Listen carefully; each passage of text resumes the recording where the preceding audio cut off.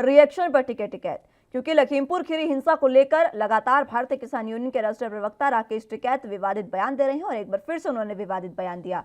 उन्होंने कहा कि हिंसा में जो बीजेपी के कार्यकर्ता मारे गए वो एक्शन का रिएक्शन था।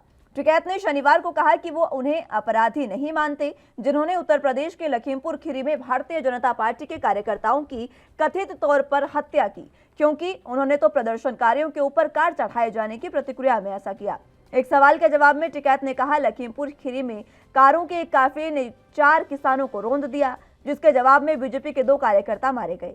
ये क्रिया के बदले की प्रतिक्रिया थी। मैंने हत्या में शामिल लोगों को अपराधी नहीं माना है। राकेश टिकैत ने कहा कि जब तक मंत्री का इस्तीफा नहीं होगा तब तक जांच नहीं हो सकती है। किसी गृह राज्य मंत्री के खिलाफ कोई अधिकारी सवाल कर सकते हैं। समझौते में भी मांग भी यही की थी कि मंत्री का इस्तीफा हो। अगर हमारी मांग को नहीं माना जाता है तो हम फिर से विचार करेंगे।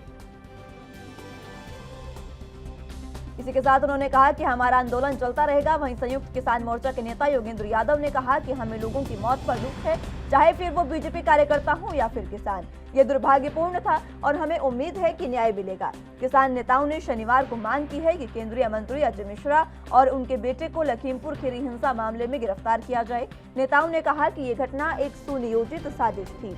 योगेंद्र यादव ने कहा कि अजय मिश्रा को सरकार से हटा देना चाहिए, क्योंकि उन्होंने ये साजिश रची और वो इस मामले में दोषियों को बचा रहे हैं।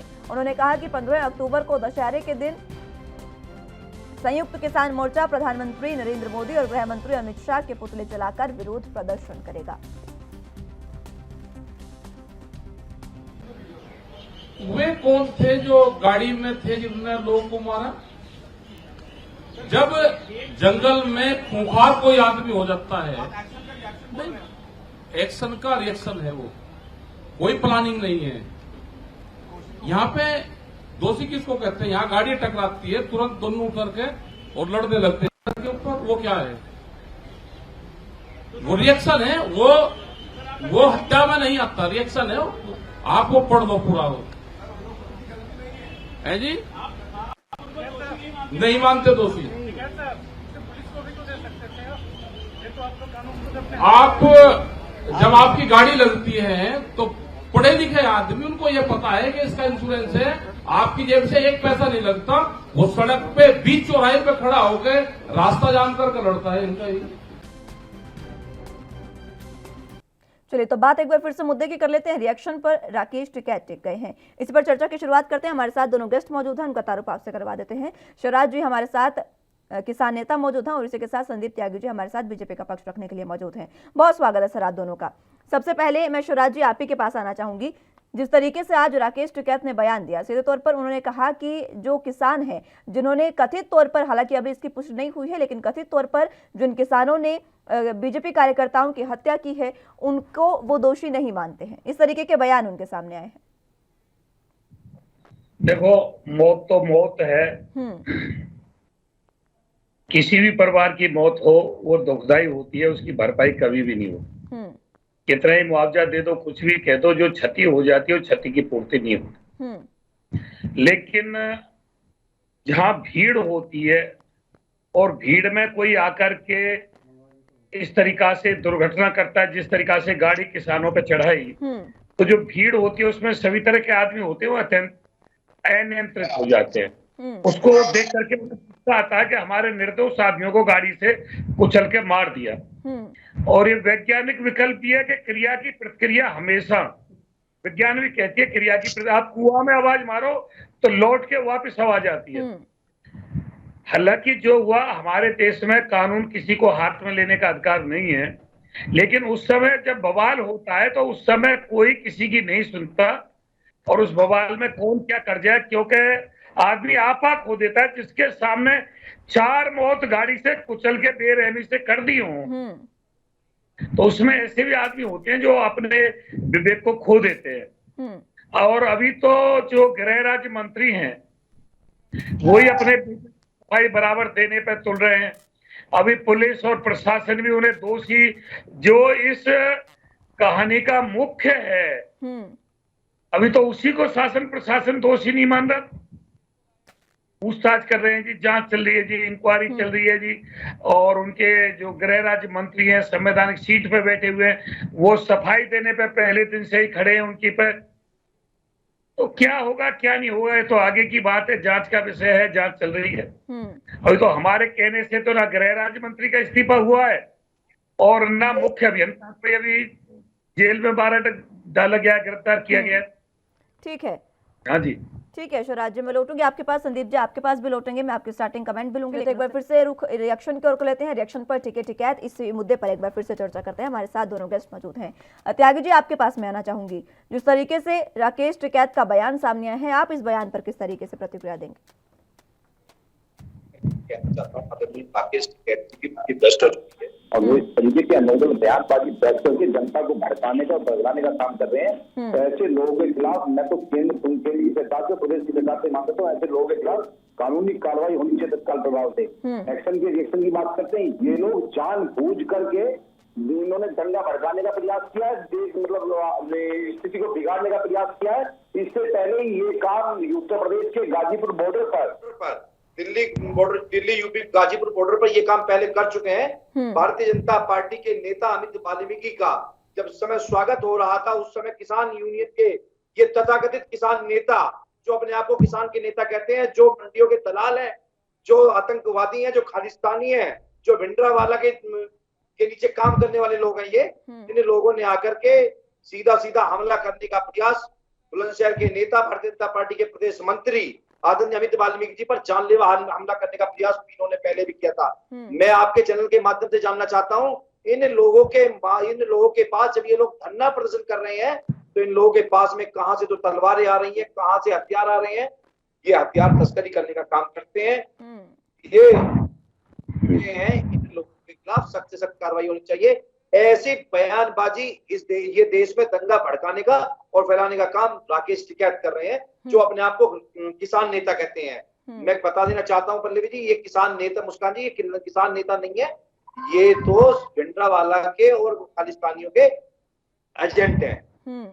ठीक है, आप दोनों का स्टार्टिंग कमेंट हो चुका है। अब आप एक दूसरे से क्रॉस क्वेश्चन कर सकते हैं, डिबेट ओपन रहेगी। लेकिन त्यागी जी, मैं आपसे एक सवाल और जानना चाहूंगी। आपने जो तमाम बातें अभी बोली है किसानों के लिए, मुकरने वाले तो नहीं है ना आप इनसे? क्योंकि कई बार बीजेपी के नेताओं को देखा गया है, पहले वो बोल देते हैं और उसके बाद कहते हैं कि हमने तो ऐसा कुछ नहीं कहा। खालिस्तानी और पता नहीं क्या क्या शब्द आपने इस्तेमाल किए हैं किसानों के लिए।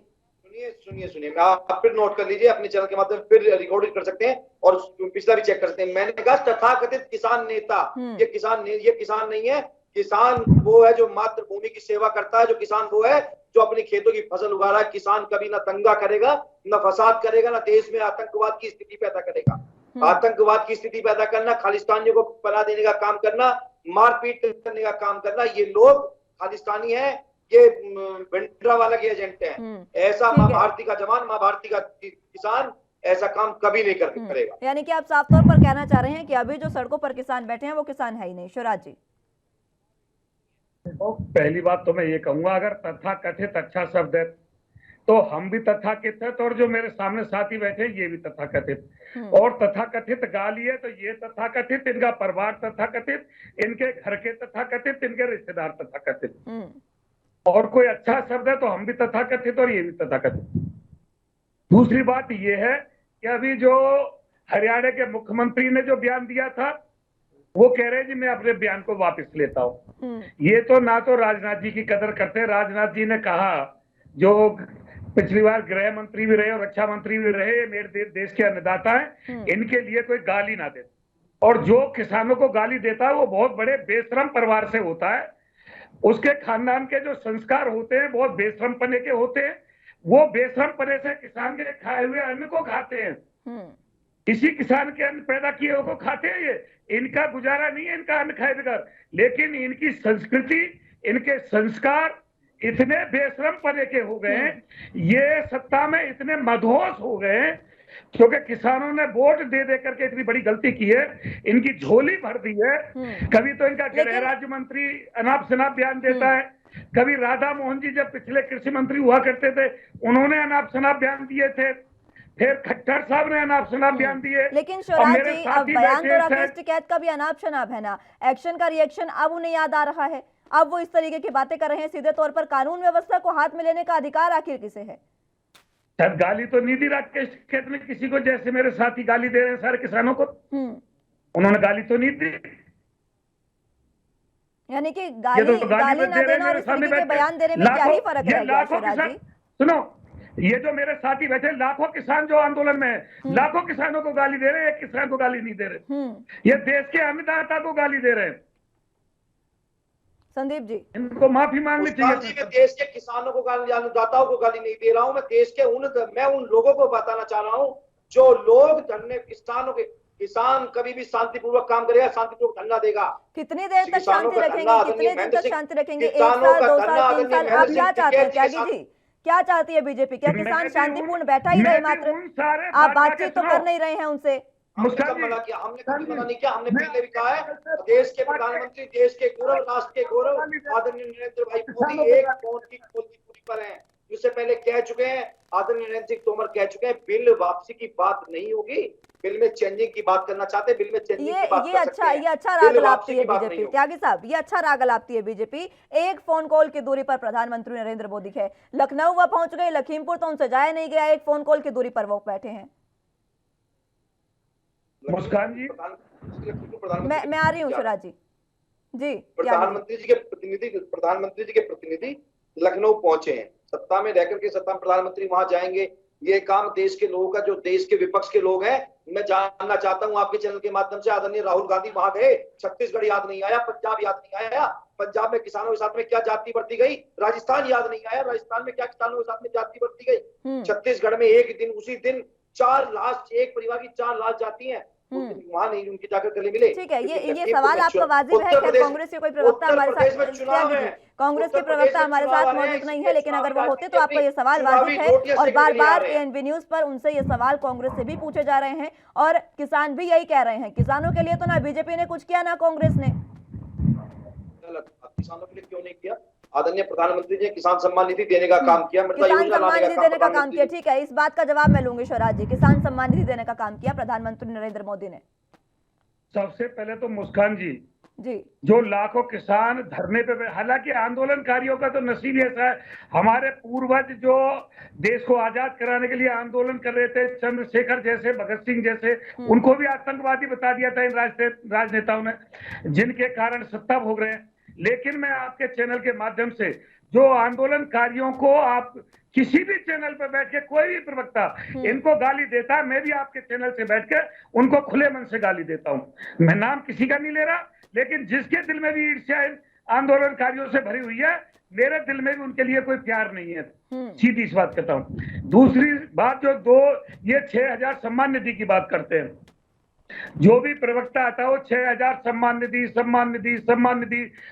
उसने 108 मालाओं का जाप करता है वो। मैं ये बता रहा हूँ, 6000 में तो इन राजनेताओं की दाढ़ी बनती है एक बार में, शेविंग होती है, बूट पॉलिश होती है एक बार में, 6000 रुपए में, और 6000 रुपए में इनके कपड़ों की क्रीज बनती है। 6,000 रुपए करके 18,000 रुपए तो कपड़े की क्रीज में, शेविंग में और बूट पॉलिश में इनके खर्च हो जाते हैं। ये जो किसान के लिए 6,000, अरे इन पे कृषि का जो फसलों का मूल्य वो तो दिया नहीं जा रहा, किसानों की फसलें तो लुट रही हैं। अभी आप देख रहे हो धान की खरीद शुरू नहीं हुई, बस घोषणा कर दी हम धान खरीद लेंगे हरियाणा और पंजाब में, लेकिन धान खरीद नहीं हुई। जहां सबसे पहले अगेती धान आता है, ये किसानों के दुश्मन है, ये सत्ता भोगी है, इन्होंने सत्ता भोगा है, और जो भोग विलास में पड़ जाता है उसकी बुद्धि मती मारी जाती है। ठीक है, त्यागी जी, किसान नेता हमारे साथ शिवराज जी हैं, वो कह रहे हैं कि मात्र सत्ता भोग रहे हैं आप, और सत्ता भी अगर भोग रहे हैं ना त्यागी जी, तो किसानों की ही वोट की वजह से। मैं बता दूं नहीं, अब आपने मना कर दिया। एक सेकंड त्यागी जी, आप मना करते नजर आए इस बात से। क्या आप किसानों के वोट से सत्ता में नहीं है? इस बात पे मना नहीं किया, सत्ता भोगने की बात किया। मैं आपकी जानकारी बता देना चाहता हूँ कि जो इन्होंने कहा सत्ता भोगना, भारतीय जनता पार्टी सत्ता भोगने के लिए नहीं आती है, भारतीय जनता पार्टी सत्ता राज करने के लिए नहीं आती है, भारतीय जनता पार्टी सेवा के भाव से आती है। हम लोग सेवा करते हैं, हम लोगों ने जनता की सेवा करी है और आदरणीय नरेंद्र भाई मोदी और उत्तर प्रदेश में आदरणीय योगी आदित्यनाथ जी के नेतृत्व में उत्तर प्रदेश की भाजपा की सरकार जनता की सेवा करने का काम कर रही है, सत्ता भोगने का काम नहीं कर रही है। सत्ता भोगने का काम किया होगा तो विपक्ष के नेताओं ने किया होगा, इनके नेताओं ने किया होगा।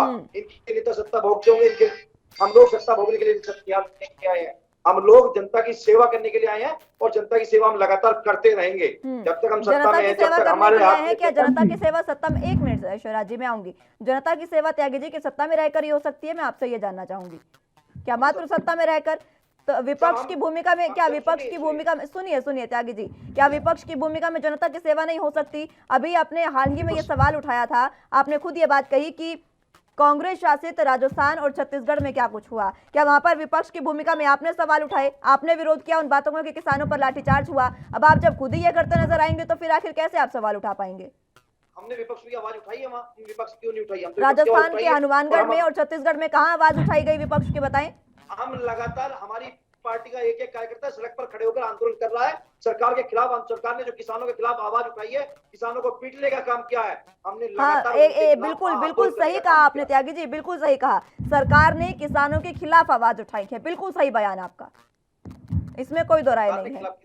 आपने अभी यही बात बोली, एक सेकंड, आपने यही कहा ना कि हम किसानों के खिलाफ आवाज उठा रहे हैं, बहुत सही कह रहे हैं आप, बहुत सही जा रहे हैं शिवराज जी। ठीक है, मैं लौटूंगी आपके पास। शिवराज जी कुछ कहना चाह रहे हैं? बयान को मरोड़ के पेश मत करिए। मैंने कहा, आपने खुद ने कहा त्यागी जी, एक बार सुनिएगा जरूर। आप दोबारा सुन लीजिए, किसानों के साथ मिलकर के सरकार के खिलाफ हमने आवाज उठाई है और हम लगातार उठाते आए हैं। ठीक है, आज भी उठा रहे हैं, पहले भी उठा रहे हैं। शिवराज जी। मुस्कान जी, सेवक वही जो करे सेवकाई, जो तनख्वाह लेता हो, जो पेंशन लेता हो, मोटे मोटे भत्ता लेता हो, देश के खजाने को लूटता हो, देश में नौकरी करता हो, जो हमारे नौकर हो। अगर नौकर ये कहता है हमारा कि हम सेवा करते हैं, अरे तुम्हारे शर्म नहीं है बिल्कुल भी? तुम देश के खजाने को लूट के खा रहे हो, मोटी मोटी तनख्वाह, मोटे मोटे भत्ता, मोटे मोटे वेतन ले रहे हो सत्ता में बैठ करके, और फिर कह रहे हो हम सेवा कर रहे हैं। ये कौन सी सेवा है भाई?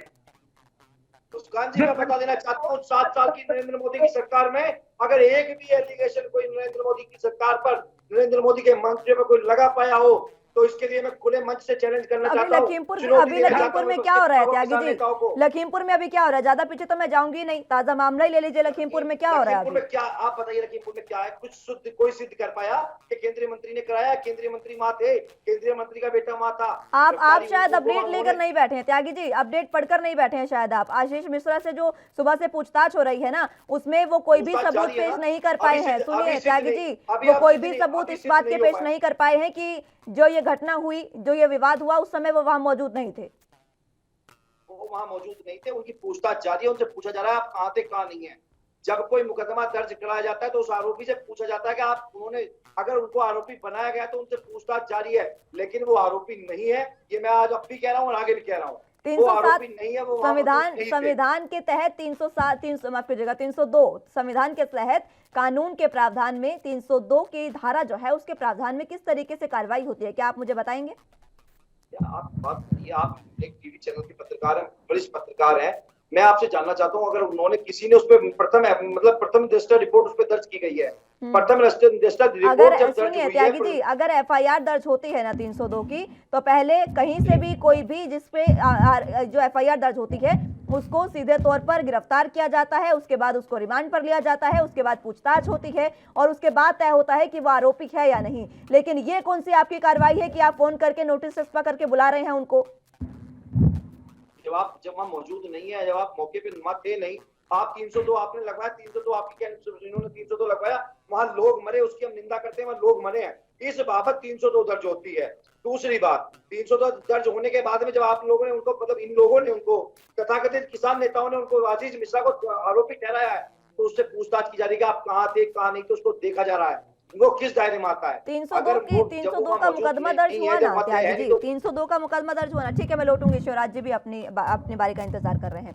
शिवराज जी, बातें आपने तमाम सुनी त्यागी साहब की, वो इस बात को मानने को मंजूरी नहीं है कि वो आरोपी हैं या नहीं। खैर, इस बात पर तो जांच का विषय है और कार्रवाई फिलहाल चल रही है।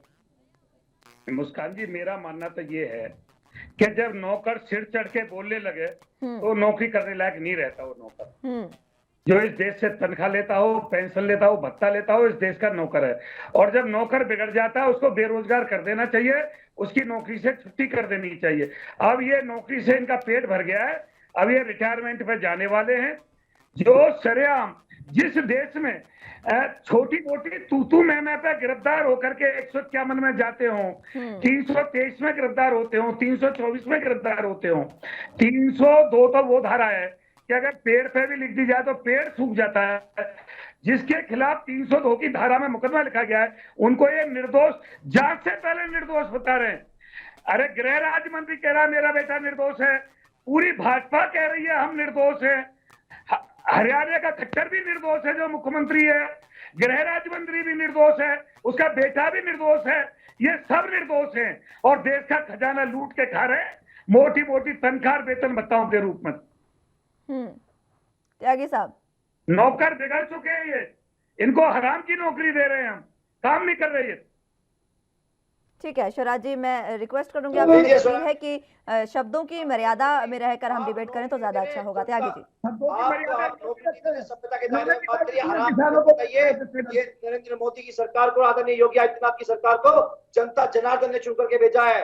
जनता जनार्दन ने उनको मुख्यमंत्री उसी जनता में तो किसान आते हैं ना त्यागी जी, कैसी बात कर देते हैं आप? उसी जनता में तो किसान आते हैं, की सेवा कर रहे हैं। आप क्या ये कहना चाह रहे हैं कि शिवराज जी जनता में नहीं आते हैं? उसी जनता में तो आते हैं ना किसान। शिवराज जी मैंने नहीं कहा, शिवराज जी कह रहे हैं हराम की नौकरी में। मैंने बात नौकरी करी है, नौकरी नहीं है, जनता जनार्दन ने चुन करके भेजा है। वो चुने हुए जनप्रतिनिधि हैं, उनको तनख्वाह आप नहीं, उनको चुने आप जनता पैसे नौकरी नहीं। अरे त्यागी साहब अभी आपको याद होगा कुछ समय पहले एक ट्विटर पर ट्रेंड चला था, मैं भी चौकीदार, मैं भी चौकीदार। चौकीदार तो नौकरी करता है ना। नौकर कहने में बुरा लगता है। मुस्कान जी, वो चौकीदार जनता की सेवा करने के लिए आया है, वो जनता का नौकर बन के नहीं, जनता की सेवा करने का वो सेवक के रूप में आया है। तनख्वाह बंदी हुई है नहीं है, ये जवाब दे दो। ये सेवक के आदरणीय। ठीक है त्यागी जी, तो अगर आप सेवा कर रहे हैं, त्यागी जी अगर आप सेवा कर रहे हैं तो जो सरकार में आने के बाद, मंत्री बनने के बाद, सांसद बनने के बाद फ्लैट मिलते हैं, तमाम डीए मिलता है, उनको छोड़ दीजिए ना, मात्र सेवा करिए सत्ता में बैठकर। तनख्वाह को छोड़ दो। लखनऊ में जाना होगा, लखनऊ में रहना होगा, अपने जनपद की समस्याओं को लेकर जब आप विधानसभा में जाएंगे तो फिर कहाँ रहेंगे, कहाँ रुकेंगे? इसकी व्यवस्था सरकार में आज से नहीं है, ये पुरानी लोकतांत्रिक प्रक्रिया है। ये आज की आदरणीय प्रधानमंत्री जी की सरकार में नहीं हुई है, इससे पहली सरकारों में भी 70 साल पहले से भी जब देश आजाद नहीं था तब भी, जब उससे पहली ये व्यवस्थाएं हैं। इन व्यवस्थाओं को ना तुम चेंज कर सकते, ना मैं चेंज कर सकता। इन संवैधानिक चुनाव पर टिकट इतने हम लोग नहीं कर पाएंगे। नौकर कहलाओगे, तनख्वाह लोगे तो तनख्वाह नौकरी लेता है। आपके नेता धरने पर बैठने का पैसा लेते हैं, आपके पास भिंडरावाला से पैसा आता है, आप उस पैसे को लेते हैं, उस पैसे का हिसाब कौन देगा? आप बताइए। देश के किसानों को, देश के नौजवानों को बरगलाने का काम कर रहे हैं, देश को बर्बाद करने का काम आप कर रहे हैं। आप नहीं समझ रहे आपके पास पैसा कहाँ जा रहा है? आप बताइए आपके पास कहाँ से पैसा आ रहा है? किसके पैसे पर आप आंदोलन चला रहे हैं? किसके पैसे पर आप हिंसक आंदोलन को, आपने लगातार आंदोलन को हिंसक रूप देने का काम किया है, आपने लगातार आंदोलन में हिंसा बढ़ाने का काम किया है। इससे पहले भी किसानों के आंदोलन होते रहे हैं। महेंद्र सिंह टिकैत, आदरणीय महेंद्र सिंह टिकैत जी ने किसानों के आंदोलन उठाए हैं, कभी हिंसक आंदोलन नहीं उठाया। अहिंसा का साथ देकर के उन्होंने आंदोलन चलाए हैं। आदरणीय महात्मा गांधी जी ने आंदोलन चलाए थे तो अहिंसा के साथ पाठ पढ़ के आंदोलन चलाए थे। लेकिन त्यागी जी शायद आप भूल रहे हैं कि अगर देश को आजादी मिली थी ना तो किस तरीके से मिली थी, जरा वो पढ़ लीजिएगा एक बार, आपको याद हो जाएगा। समय ठीक है, याद है ना? तो आप अगर याद होता ना त्यागी जी, याद होता तो आप इस तरीके की बातें नहीं करते। ठीक है, समय की कमी है, मेरे पास समय इजाजत नहीं देता। बहुत शुक्रिया आप दोनों का हमारे साथ जुड़ने के लिए और चर्चा हमारे साथ करने के लिए। लेकिन लगातार जिस तरीके से किसानों को आंदोलनजीवी या फिर यूं कहें कि खालिस्तानी, भिंडरवाला के समर्थक, तमाम चीजें बोली जा रही है, खुद यहाँ लाइव डिबेट में बैठकर बीजेपी प्रवक्ता जो बोल रहे हैं वो वाकई दुर्भाग्यपूर्ण है। और लगातार लेकिन जो पूरे मामले में कार्रवाई चल रही है उसमें देखना होगा कि किस तरीके की स्थितियां बनती है। फिलहाल के लिए मेरे साथ बस इतना ही। आप जुड़े रहिए एनबी न्यूज के साथ। नमस्कार।